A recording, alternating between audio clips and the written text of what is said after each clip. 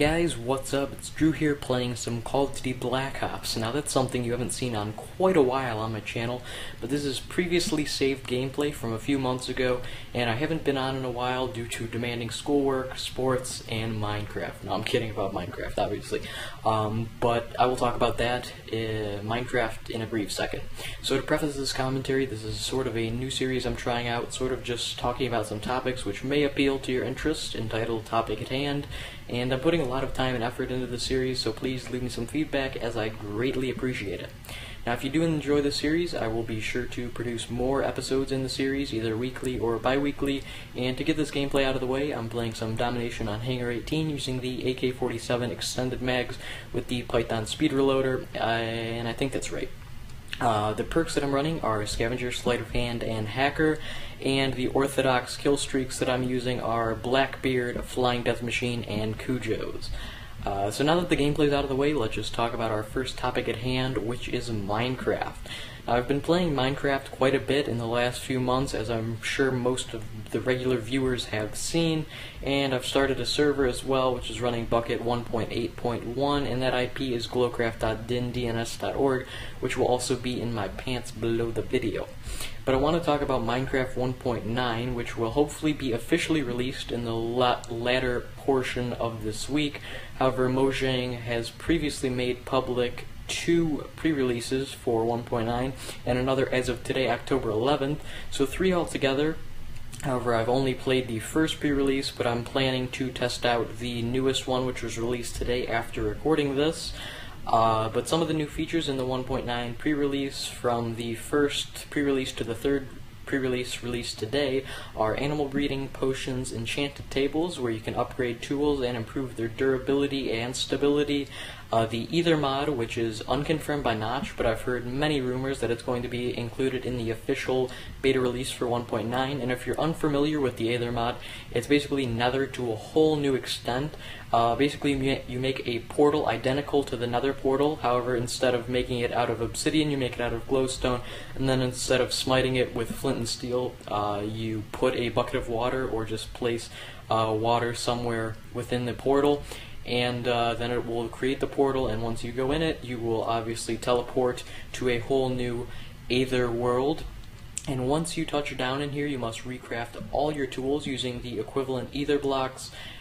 So basically, you have to get Ether wood and craft a wooden Ether pickaxe, and the wooden pickaxe from your normal world won't pretty much do anything. It'll just be your hand actually is more efficient to use than any tools from your previous world. So those tools are obsolete, and also added are a plethora of new mods, tools, blocks, and items. And if you haven't seen a video on the mod, I strongly suggest watching one. Also, NPCs or non-playable characters, aka bots, are added into the previously generated villages from 1.8, so that's pretty exciting. And a new mob, snow golems, will be added, which are created by crafting without the use of an actual crafting table, but by placing 2 snow blocks on top of another, and then a pumpkin on top of that, which will create a moving snowman, which leaves a trail of snow behind him, which is pretty neat. And teleportation with ender pearls from the enderman will also be implemented, so ender pearls actually have a use now. And new items will be added, which include the nether bricks, stairs, fence, and ruins, and a much needed 7 new music discs for the jukeboxes will be added, as well as new sound effects to the minecart, shears, and tools. Dual wielding items will also be included, as well as dragon mobs, which look absolutely beast, and much more will be added to the 1.9 beta for the official release, which I'm really excited to play when that does get released officially. So if you'd like to download any of the pre-releases, version 1 to 3, please check out the links in the description below the video. And our next topic at hand is about Steve Jobs' death. He passed away this past week on October 5th of 2011 at the age of 56. So death is defined in Webster's dictionary as the permanent cessation of all vital functions, the end of life.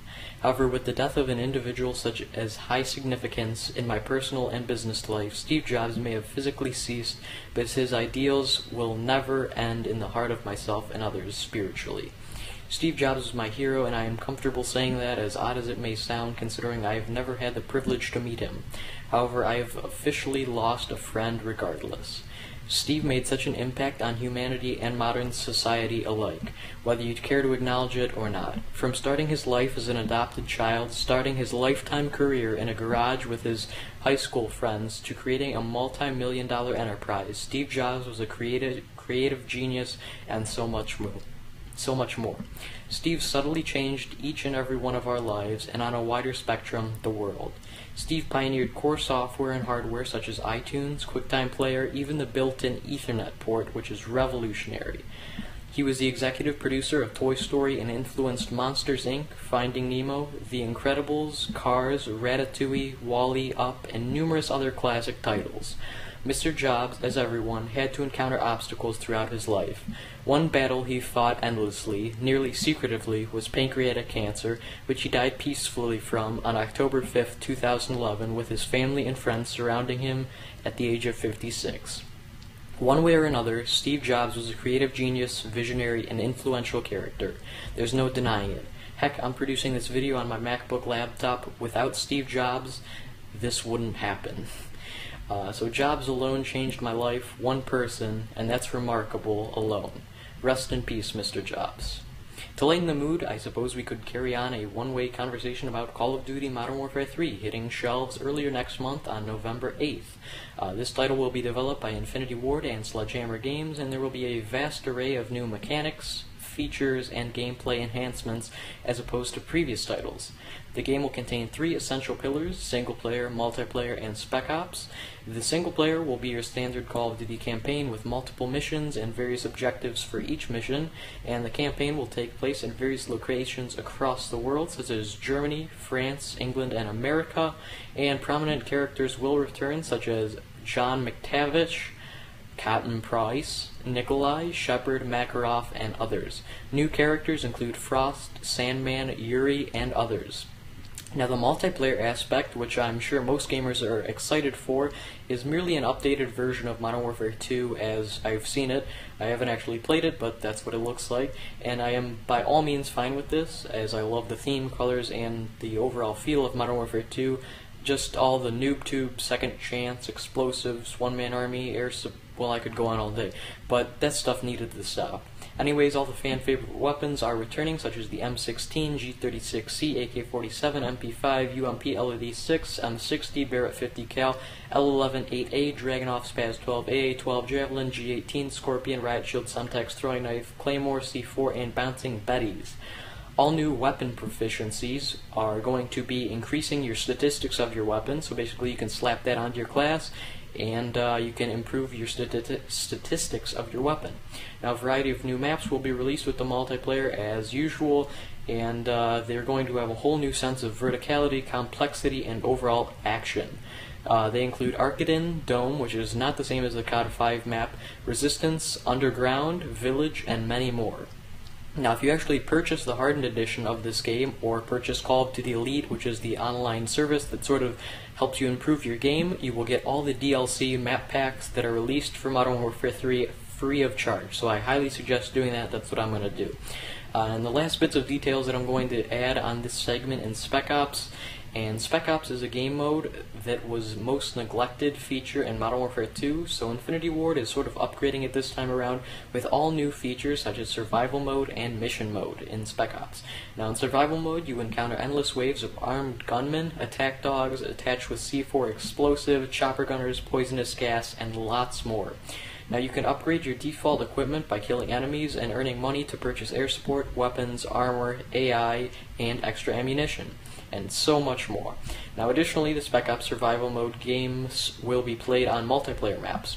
Now, the second chapter to Spec Ops is Mission Mode. From this selection, the player can simply play through the mission to achieve an objective, and these missions will be cooperative, as well as the survival game modes, with 2 players only, which is unfortunate that it couldn't be 4, but we'll have to live with that. Now, that's Modern Warfare 3 in the nutshell. Look out for it November 8th in all gaming retail stores. Now, my last major topic at hand in this episode is iOS 5 being released tomorrow, October 12th. Now, this new operating system is for the iPad, iPhone, and iPod, which will consist of over 200 plus new features as announced on Apple.com. One of the newest of numerous implementations I am most excited for is the Notification Center, which gives the device somewhat of an Android feel, as you can view recent calls, reminders, calendar events, emails, and text messages right from your own screen without even pressing a button, which is really awesome. Now, if you've ever jailbroken any Apple device, you know that changing the theme to some Android build can make you increasingly more productive, and it gives your device a cleaner feel, in my opinion, in general. Now, iMessage has also been added, which is basically an app solely dedicated to social networking between iPads, iPhones, and iPods, which is really neat. It looks similar to the pre-installed texting app for the iPhone. And Newsstand is also new, and this app looks as if it's the same UI as the Books application for the iPhone and iPad. However, it is for magazines and newspapers and not actual full novels or books, which is sweet. And Reminders is another new feature that is basically an updated version of the Calendar application, or iCal, on a Mac. Now, you can simply check off tasks that you have completed, and the Twitter app is also now pre-installed on iOS 5, as it is one of the most popular, if not the most popular, social networking websites. Now, the updated Camera and Photos application is now updated with features such as cropping, rotating, and editing right within the application, so there's no use to download a third-party application from the App Store. And iOS 5 is available tomorrow for the iPhone 3GS, iPhone 4, iPhone 4S, the 3rd and 4th generation iPod Touches, and the 1st and 2nd generation iPads. So the last topic I'd like to briefly discuss is my future plan for this channel. Now, first and foremost, my plan is to create more quality videos. Believe it or not, I am a perfectionist, and I have a terrible case of OCD. No, you don't rearrange those letters and spell COD, Call of Duty. No, OCD.